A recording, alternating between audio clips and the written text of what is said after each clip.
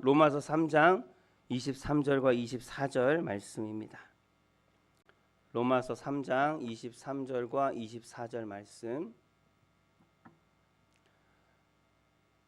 다 아시는 말씀이죠. 우리 함께 봉독하겠습니다. 모든 사람이 죄를 범하였음에 하나님의 영광에 이르지 못하더니 그리스도 예수 안에 있는 속량으로 말미암아 하나님의 은혜로 값없이 의롭다 하심을 얻은 자 되었느니라. 아멘. 아멘. 하나님, 이것이 우리에게 주시는 복음입니다. 우리는 값없이 의롭다 하심을 받았습니다. 하나님의 은혜로 되어진 하나님의 성도입니다.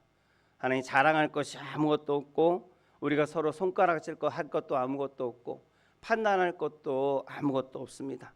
모든 것이 하나님께서 주신 것이고 하나님께 받은 것이니 우리는 오직 하나님 앞에 감사밖에는 드릴 것이 없는 하나님의 은혜를 받은 자, 하나님의 택함을 받은 자인 것을 항상 기억하며 하나님 안에서 하나님께서 기뻐하시는 뜻대로 살아가는 저와 우리 성도들 되어지기를 다시 한번 예수 그리스도의 이름으로 축복합니다.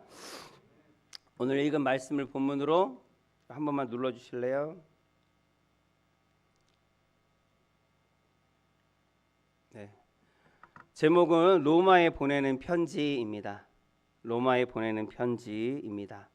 로마로 보내는 편지가 뭘까요? 박희래 권사님 뚫어지게 보시는데 로마로 보내는 편지는 바로 이 로마서예요. 이 로마서. 이 로마서는 어떤 교회에 보냈을까요?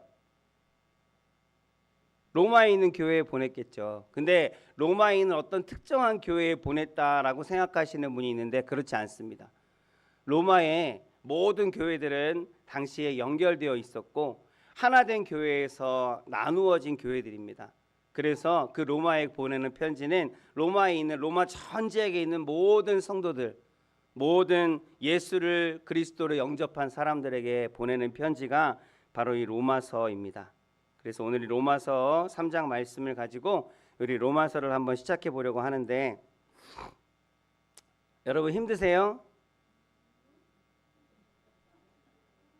아니요 하는 너무 힘들어 보이시는데? 네. 우리 김영희 집사님은 많이 아프셨다고 했는데 오늘 제가 보기에는 제일 예쁘신데? 네. 어쨌든 네. 살이 조금만 더 붙으시면 더 예쁠 것 같아요. 저는 살이 조금 빠지면 예쁠 것 같고. 어째 힘들지라는 말, 여러분 로마서 이 성경에 있는 모든 말씀들이 누구나 읽으면 아 이건 그 말씀이나 하고 똑같이 받아들이는 말씀일 수가 없습니다. 사람의 말에는 우리가 읽고 있는 글에는 단어들이 여러 단어들이 있잖아요. 근데 그 단어들조차도 어떤 사람이 읽을 때는 이렇게 이해되고 어떤 사람이 읽을 때는 저렇게 이해되는 그 안에 여러 가지 의미들을 품고 있고 그 문맥들을 바라봤을 때 또 다른 의미들을 가지고 있을 수 있는 게 글이잖아요. 이 로마서도 마찬가지고 성경의 모든 말씀들이 마찬가지거든요. 그래서 우리 말씀을 읽을 때 이 말씀은 로고스이지만 하나님의 진리이지만 변하지 않는 말씀이지만 그 말씀을 우리가 읽을 때는 내게 주시는 말씀으로, 레마의 말씀으로, 내게만 주시는 말씀, 오직 나에게 허락하신 말씀으로 받을 수 있는 이유가 또 거기에 있습니다. 그래서 예를 들어서 우리 말도 마찬가지예요. 힘들지라고 아까 제가 얘기했지만 힘들지 하면 어떤 사람은 예를 들어서 어떤 사람이 다이어트를 해요. 갑자기 생각이 났어요. 다이어트를 하면 다이어트 하는 사람한테 힘들지 그러면 무슨 뜻일까요?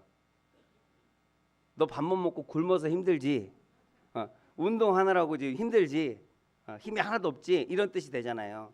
그래서 그렇게 위로를 받고, 예를 들어서 시험 공부를 하는 사람들한테는 너 힘들지 하면 공부하는 게 힘든 거잖아요. 그리고 아픈 사람들한테 아픈 사람도 힘들지 그러면 그 아픈 것 때문에 힘든 거고.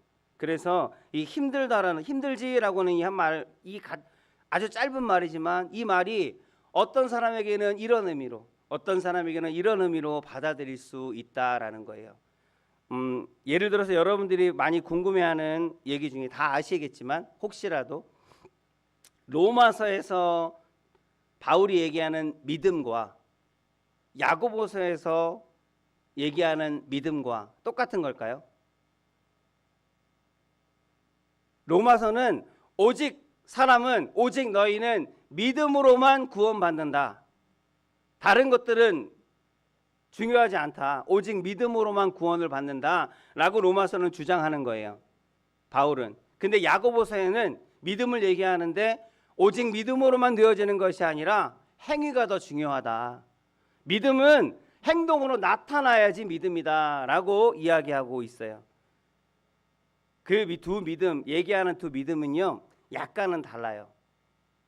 로마서에서 말씀하는 믿음은 예수 그리스도를 믿는 것, 그것을 얘기해요. 복음을 믿는 것. 예수 그리스도께서 나 때문에 십자가에 못 박히신 것, 나 때문에 죽으시고 부활하신 것, 그리고 그 예수 그리스도를 믿음으로 우리가 구원받게 되어진다는 것을 믿는 믿음, 그것을 믿음이라고 해요. 그래서 바울은 오직 믿음으로만 구원받는다라고 하는 진리를 말씀하신 거고, 야고보서에서 믿음은 조금은 달라요. 같은 단어지만 야고보서의 믿음은 하나님의 성품을 믿는 거예요. 하나님의 사랑을 믿는 거고 하나님의 신실하심을 믿는 거예요. 그렇기 때문에 야고보서에서는 행동이 더 중요하다. 믿음이 아니라 하나님을 신뢰하는 것, 하나님을 의지하는 것, 하나님이 하실 것을 믿는 것, 하나님께서 고치실 것을 믿는 것, 그것이 더 중요하다라고 가르치고 있습니다. 예를 들어서 말씀을 드린 거고, 로마서는 누구에게 보낸 거예요? 로마 교회에 보낸 거예요. 복음을 들은 자, 오늘 예수 그리스도를 믿는 자, 모든 사람들에게 보낸 겁니다. 그래서 로마서 1장 1절을 제가 읽을게요. 한번 들어보세요. 예수 그리스도의 종 바울은 사도로 부르심을 받아 하나님의 복음을 위하여 택정함을 입었으니 라고 나와요. 그래서 사도로 부르심을 받아 하나님의 복음을 택정함을 받았고, 그래서 이 복음을 누구에게 전하냐면 로마에 있는, 아니 로마가 아니라 모든 온 세상에 있는 복음을 들은 자, 예수 그리스도를 믿는 모든 자들에게 하나님의 말씀을 전한다라고 그렇게 시작하고 있어요. 1장에서. 그래서 복음을 얻은 자들, 로마에 있는 사람은, 제가 이 말씀을 드리냐면 로마서는 그러면 로마에 있는, 어디다가 보냈다고요? 로마에 있는 교회들에 보냈다 그랬죠. 그러면 교회에 있는 성도들은 복음을 들은 자일까요? 안 들은 자일까요? 한 번도 못 들어본 사람들, 예수라는 이름 자체를 들어본 적이 없는 그러한 사람들에게 보내는 글일까요? 아니면 복음을 들은 사람들, 내가 신앙을 가지고 있는 사람들에게 보내는 글일까요? 어려워요? 대답하기 싫죠? 네, 알겠어요. 아까 얘기했지만 로마서는 로마에 있는 교회들에게 보내는 편지라고 말씀을 미리 드렸어요. 그래서 이 로마서는 바울이 로마에 있는 하나님의 복음을 들은 사람들, 예수 그리스도를 영접하고 예수 그리스도를 나의 구주로 믿는 사람들, 그래서 주일마다 모여서 하나님께 예배하는 사람들, 그 사람들에게 보낸 편지예요. 그런데 이 우리가 로마서를 읽을 때 로마서를 뭐라고 우리가 들었냐면, 로마서는 바로 이 복음의 정수다. 하나님께서 우리에게 들려주시고 하는 그 복음을 너무나도 자세하고 분명하게 알려주시는 말씀이다라고 우리는 들었을 거예요. 그러면 이미 복음을 아는 사람들한테 왜 이 복음을 다시 한번 말하고 있을까요? 바울은 오늘 거기에 대해서 얘기하려고 해요. 로마서 16장을 보면 왜 이 글을 썼는지, 왜 로마서를 바울이 쓸 수밖에 없었는지, 그것을 오늘 같이 나누려고 합니다. 바울은 왜 로마서를 쓸 수밖에 없었을까? 로마서 16장에 보면 한번 눈으로 한번 훑어보시면 많은 사람들의 이름이 나옵니다. 많은 사람들 하나하나 세보시면 몇 명인지 3초 안에 말씀하시면 제가 지갑에 있는 거를 드리고 싶은데 3초 안에 못 찾으실 거니까, 그 로마서 16장에 27명의 사람들의 이름이 나와요. 27명의 사람들이 나오고, 그 27명을 5개의 그룹으로 묶을 수가 있습니다. 5개로 나눠진다는 얘기죠. 그 사람들이 어떻게 나눠지느냐 하면, 예를 들어서 여러분 이름만 들어서 알 수 있는 게 있어요. 이름만 들어도 우리는 사람들을 구분할 수 있어요. 국적도 알 수 있어요. 그죠? 국적. 영희는 어느 나라 사람일까요? 한국 사람이죠. 그러면 닝닝, 중국 사람. 태국일 수도 있나요? 그러면 뭐라고 해야 돼? 아끼꼬. 어떻게 잘 아세요? 누구나 그냥 들으면 그 이름을 들으면 아 이건 이 나라 사람이겠구나라는 걸 알 수 있잖아요. 그래서 이 그냥 이름밖에 적혀 있지 않지만 그 이름들 여러분 하나 읽어보시면 그 당시의 문화를 우리가 조금이라도 알고 있다고 하면 그 이름만 들어도 아 이 사람이 어느 나라 사람인지 알 수 있어요.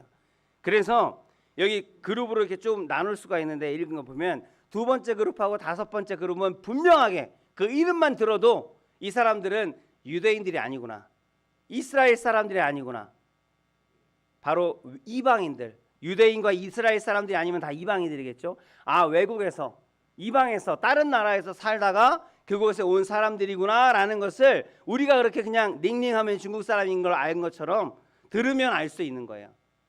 그래서 그렇게 들으면 알 수 있는 이방 사람들이 두 그룹이 묶여 있어요. 그룹으로 묶여 있다는 얘기는 아까 얘기했죠. 하나의 로마 교회에서 지금 많은 교회들이 파생되었다. 그래서 지금 그룹으로 묶였다는 얘기는 다른 교회들인 거예요. 다른 교회들. 그러면 두 번째 그룹과 다섯째 번은 그룹은 그 교회는 어떤 사람들만 있다? 이방 사람들만 있다는 거예요. 그 교회는 이방 사람들만 모여서 예배드리는 교회인 거예요. 유대인들은, 이스라엘 사람들은 거기에 없는 거예요. 좀 특별한 그러한 모습이죠. 그리고 이름만 들어도 또 알 수 있는 거는 여러분 직업도 이름만 들으면 알 수 있어요. 그 당시에는 돌쇠 이름이 직업이 뭘까요? 마당쇠 직업이 뭘까요? 근데 생각나는 게 없어 갑자기 얘기한 거예요. 뭐예요? 노예죠. 노예. 요즘 뭐 옛날 말로 하면 노예, 종 내지는 뭐 어떤 부리는 그런 일꾼이잖아요. 그래서 한마디로 그것을 말씀드리는 거예요. 이름만 들어도 아 이 사람은 신분이 귀족이구나, 아 이 사람은 평민이구나, 이 사람은 노예구나 라는 것을 알 수 있어요. 그래서 이 27명의 이 사람들의 이름을 보면 또 한 그룹은 노예들만 모여서 예배드리고 있어요. 천민들만 모여서 예배드리고 있어요. 참 사람의 이름만 여기 막 기록되어 있는데 거기서도 많은 걸 알 수 있죠. 그래서 여러분들 성경에 보면 족보가 몇 번 나와요. 마태복음에 나오고. 그러면 그 족보를 대수롭지 않게 그냥 넘기지 마세요. 그 족보를 기록하신 이유가 분명히 있어요. 그 이름들을 막 계속 나열한 이유가 분명히 있다고요. 하나님께서는 그 이름들을 통해서 우리에게 알게 하시고자 하는 게 분명히 있어요.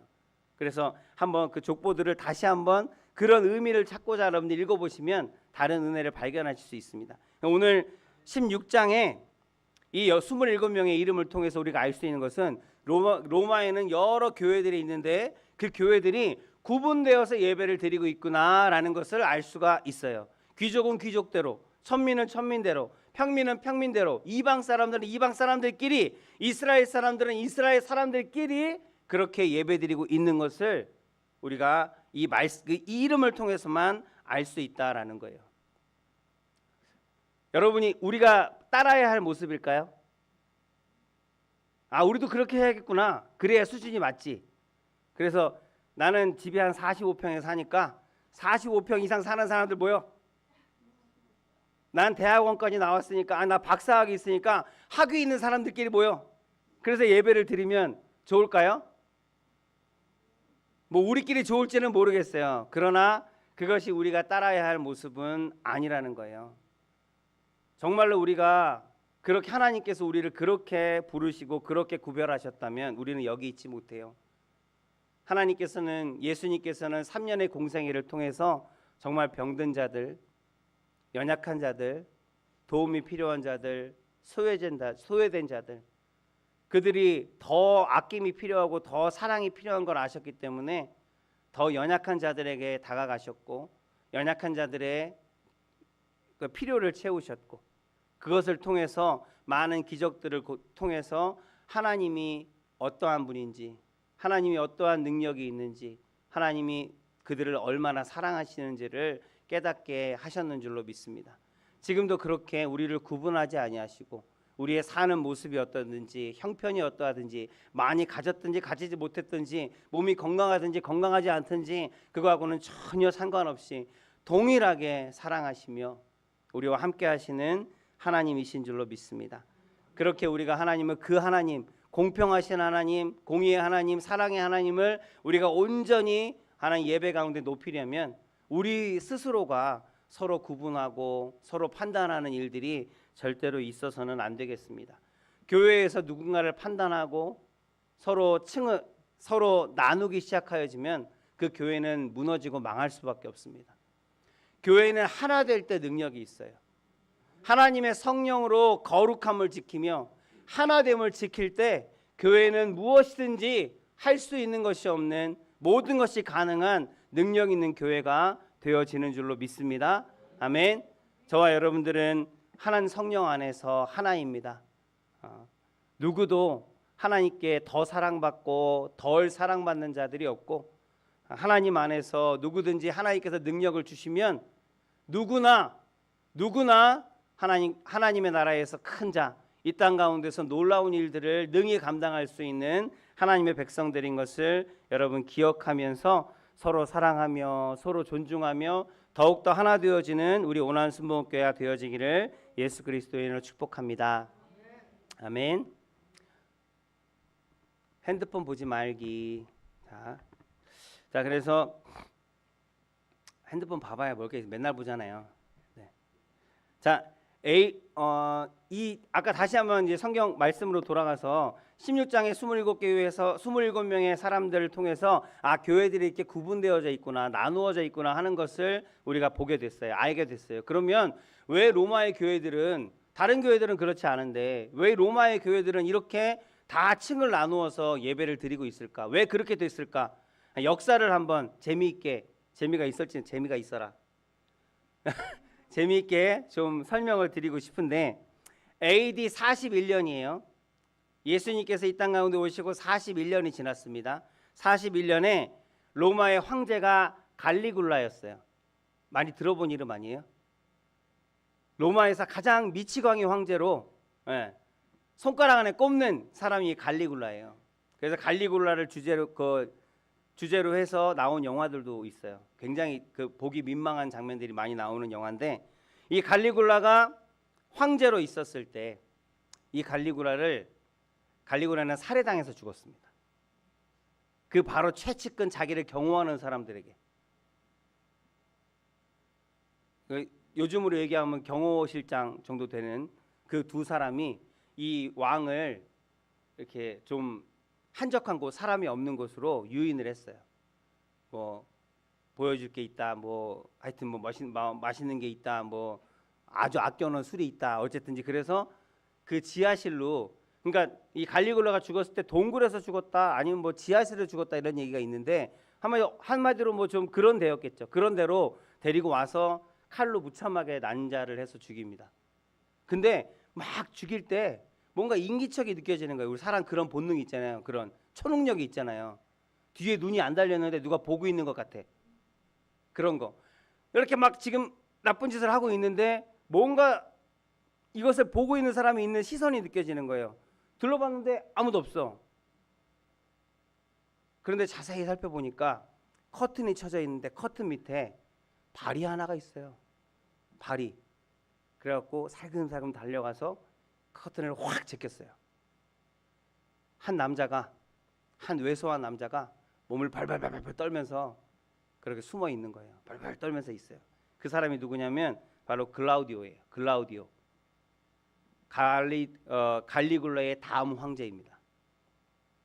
근데 이 사람은 태어날 때부터 장애가 있었대요.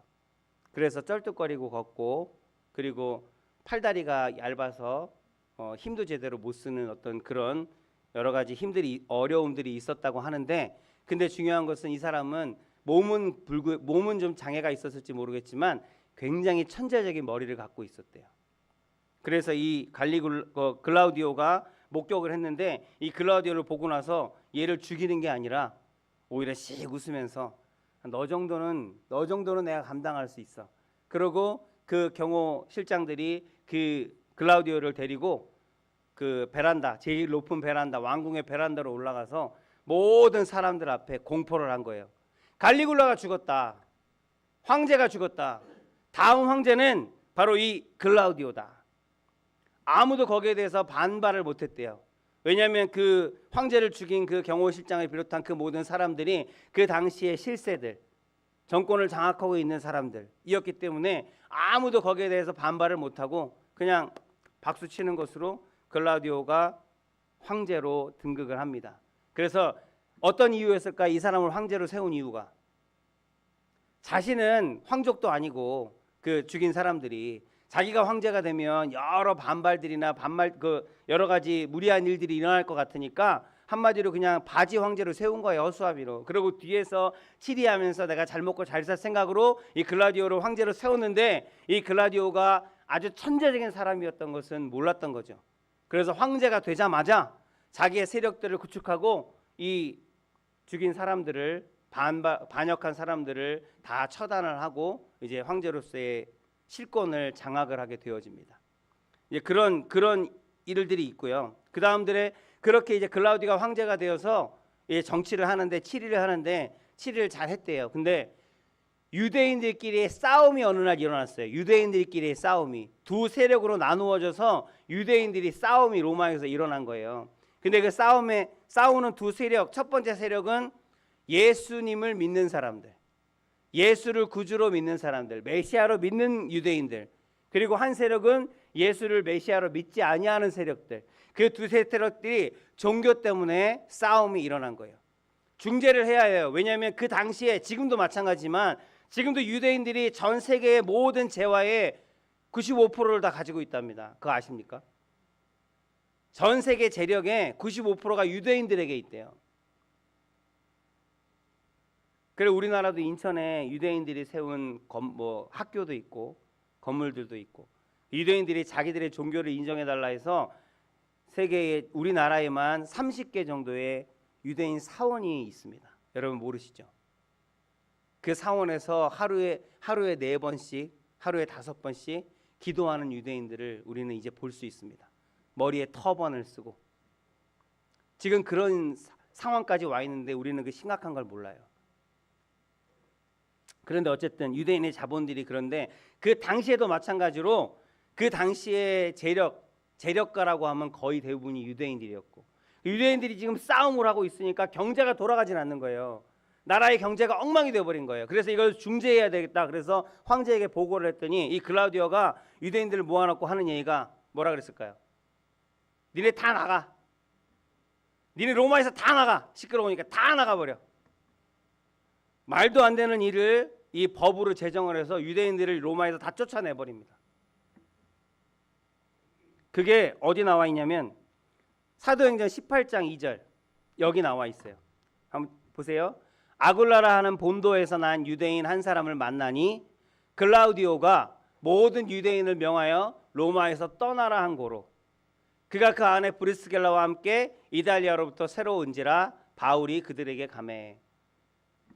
여기 말씀에도 기록이 되어 있죠. 역사 문헌에도 기록되어 있지만 글라우디오가 로마에 있는 로마 사람들을 다 나가라고, 유대인들을 다 나가라고 그래서 지금 그 유명한 우리들이 잘 아는 브리스길라와 아굴라, 이 사람들도 로마에서 쫓겨난 거예요. 지금 쫓겨나서 그래서 여기 와서 유대인 그 바울을 만나게 되었던 얘기가 우리 사도행전에 기록되어 있죠. 이렇게 지금 로마에서 다 유대인들이 쫓겨났어요. 그러면 로마에 있는 교회에는 유대인들이 없죠. 그럼 로마에 있는 그 유대인들, 그 당시에 로마에서, 그 로마의 교회에서 이 교회의 모든 것들을 치리하는, 모든 것들을 주관하는 세력들이 바로 유대인들이었거든요. 유대인들이 처음으로 하나님 먼저 만났고, 먼저 하나님의 말씀을 받았고, 말씀을 읽을 수 있기에 유대인들이 그 모든 예배를 주관했단 말이에요. 근데 주관하는 사람들이 하나도 없어졌어요.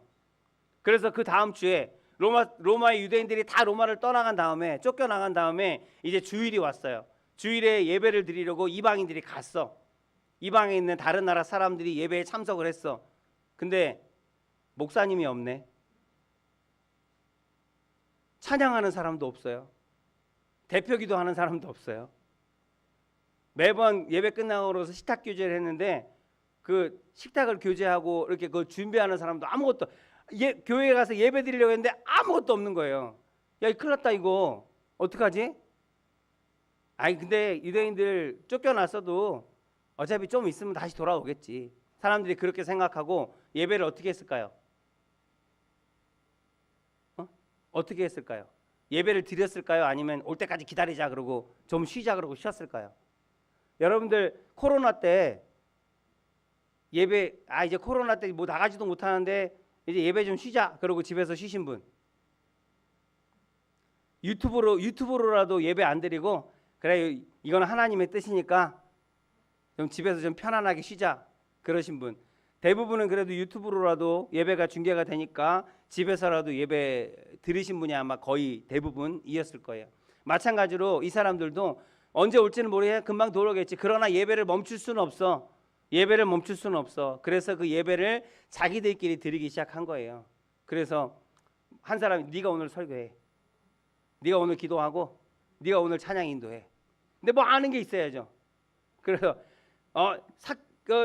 설교하러 딱 와갖고 설교하라니까 앞에 나와갖고 열심히 준비했는데 아무것도 생각이 안 나. 앞에 하니까 그 삭개오가 물고기 뱃속에 들어갔는데 뭐야 삭개오가 물고기 뱃속에 왜 들어가? 자기도 뭔 말을 하는지 몰라. 막 그런 상태로 예배가 진행이 되다가 금방 오겠지 하면서 참았는데 한 달이 지나도 안 와요. 석 달이 지나고 6개월이 지나도 안 와요.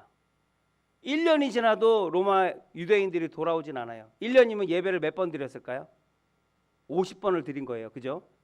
50번 동안 50번을 한 사람이 설교를 한 거야. 50번을 한 사람이 기도를 한 거야. 이제는 많이 해봤어요. 여러분도 50번 설교하면 좀 할 수 있지 않겠어요? 그러니까 이제 50번 설교하고 2년이 지나다나 100번을 설교했어. 이제 아주 잘해. 막 날라가. 이제는 막 웃긴 얘기도 하고 막 하면서 막 설교를 아주 잘하게 됐어요. 결국은 몇 년 동안 이런 상태가 반복되냐면 5년이 됐어요. 5년 동안 이방인들끼리 예배를 드린 거예요. 그리고 5년 만에 유대인들이 로마로 돌아오게 되는데 어떻게 돌아오게 됐을까요? 글라우디오가 죽었어요. 글라우디오가 몸이 약해서 5년 만에 황제로 등같이 5년 만에 죽었어요. 죽고 나면 그 당시에는 법이 어떻게 되냐면 황제의 법이잖아요. 근데 황제가 말한 게 법이에요. 반대로 얘기하면 황제가 죽으면 그 법은 다 없어지는 거예요. 취소되는 거예요. 그래서 그 다음에 등극할 황제가 이전에 있던 법들을 보면서 이 법은 그냥 계속 유지해. 이 법은 그냥 없애버려. 그렇게 됐는데 유대인들을 추방하는 이 법, 이거는 당연히 이거 계속 유지하면 안 되잖아요. 그러니까 다음 황제가 이 법은 이제 취소해. 다시 돌아오라고 해. 그래서 5년 만에 글라디오가 죽고 5년 만에 로마로 유대인들이 다시 돌아오게 됩니다. 그리고 주일날이 돼서 그 예배에 유대 사람들이 다 이제 참석을 하게 된 거예요. 얼마나 반가웠을까요? 와, 이게 얼마만이냐 그러면서 끌어안고 막 눈물을 흘리면서 환영하고 그러고서 예배를 딱 진행하는데 그 이방인들이 예배를 하는데 너무 잘해. 예전에 말씀도 하나도 모르는 애들이 너무 잘하는 거예요. 야, 기가 막히다. 너 설교 잘한다. 은혜 받았어. 그리고 찬양 인도하는데 기가 막혀요. 막 기타를 막 이빨로 뜯어요. 막. 야, 너 진짜 찬양 인도 끝내준다. 잘해. 그러고 나서 이제 다 예배를 마치고 나서 이제 식탁 교제를 하러 갔어요. 오랜만에 유대인들이 돌아왔으니까 얼마나 잔치를 베풀었겠어요. 음식을 잘 차려놨어요. 있는 거 없는 거 솜씨 부려갖고 잘 차려놨어. 그래서 음식을 딱 먹는데 식탁에 앉아갖고 한 점을 집어 먹는데 유대인들이 이거 뭐야? 이거 무슨 고기야? 돼지고기. 에테테테테. 유대인들은 돼지고기 안 먹어요. 야, 이걸 음식이라고 이 야만인들아, 야, 이 짐승 같은 놈들아, 이 개돼지 같은 놈들아, 이걸 먹는다고? 하나님께서 분명하게 말씀하셨는데 이걸 먹는다고, 금지한 것을 먹는다고? 에라이. 그러면서 너희 같은 것들이 무슨 예배를 드리고 너희 같은 것들이 무슨 예배를 주관하고 설교를 한다고. 거기서 서로 이제 판단하고 싸움이 일어난 거죠.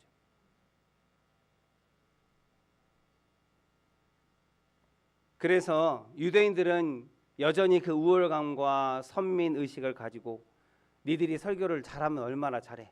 듣기에는 좋을지 모르겠지만 니들이 아는 게 뭐가 있어.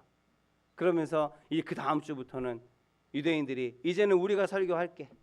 이제는 우리가 기도할게. 우리가 예배를 다시 주관할게. 무슨 얘기야? 우리가 5년 동안을 예배를 드렸고 우리가 이제는 잘하게 되었고 우리도 할 수 있어. 서로 대립하게 되고, 그리고 서로 이제 같이 할 수 없는 그러한 상황.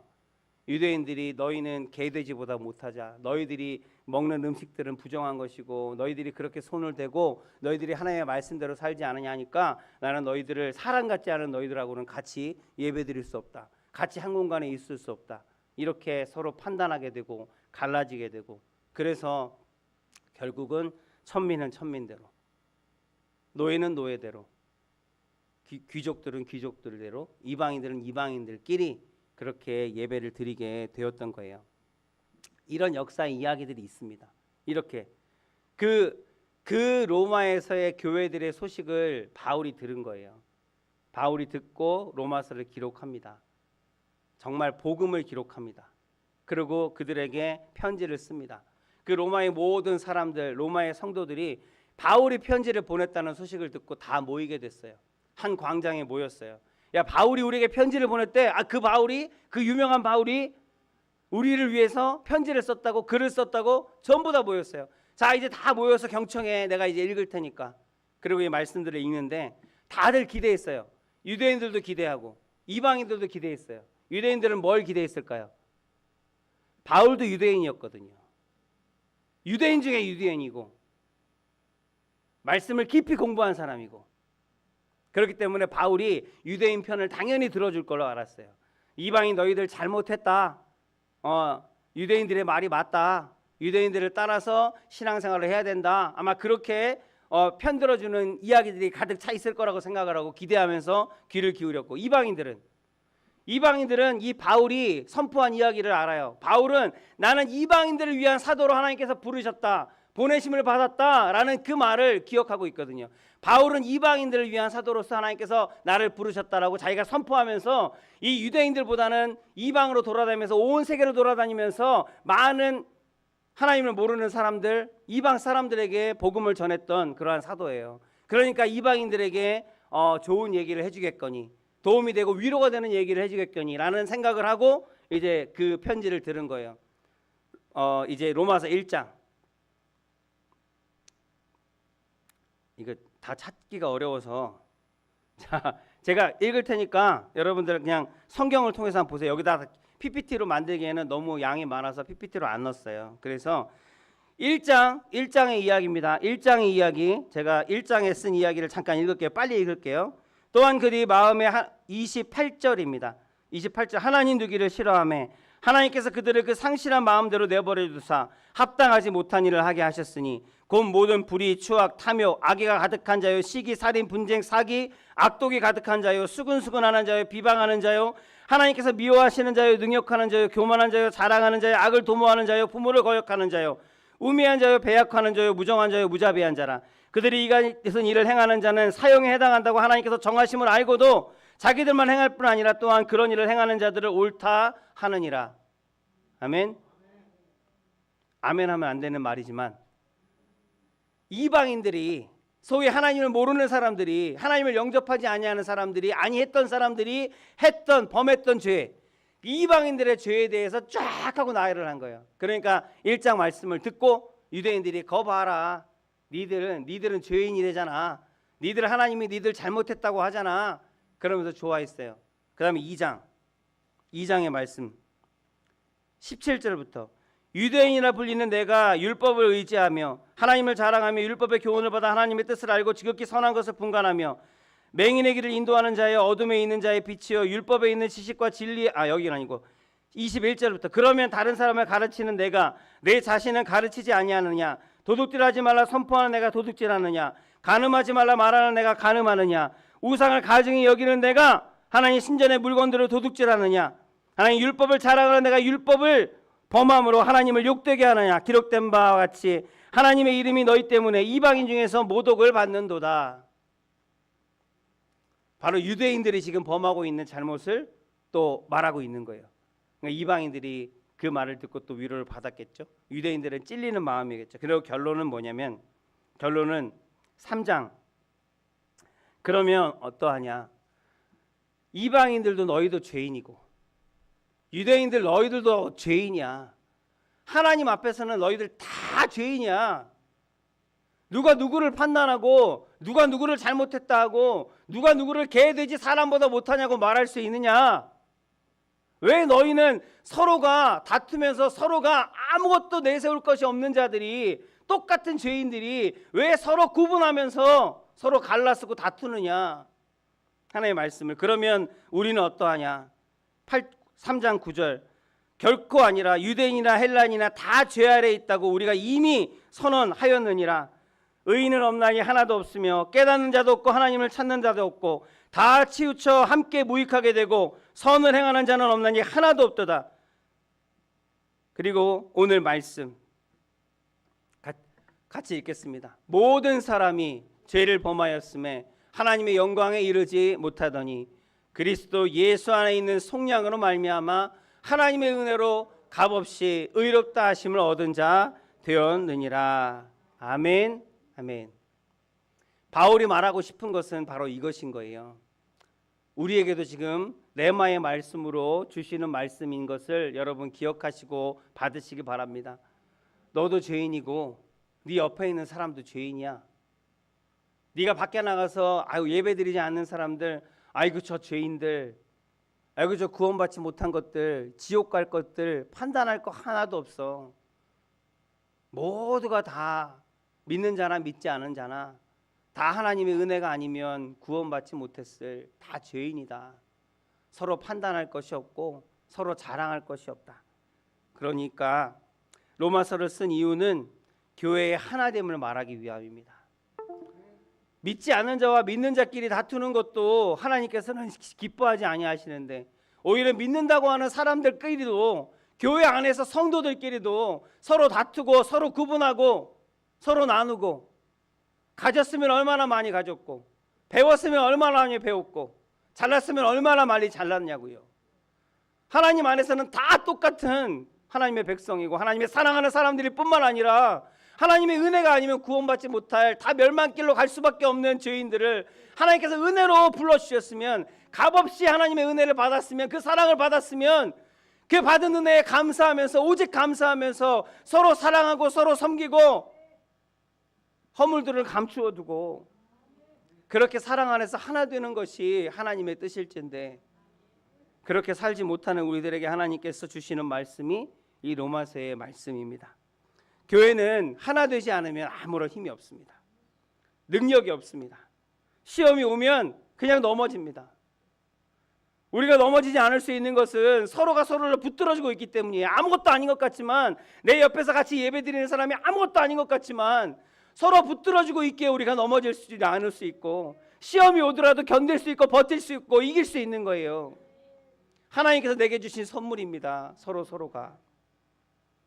교회가 하나됨과 성령 안에서 거룩함을 지키면 이 세상이 감히 감당할 수 없는 그러한 능력이 나타나게 되는 줄로 믿습니다.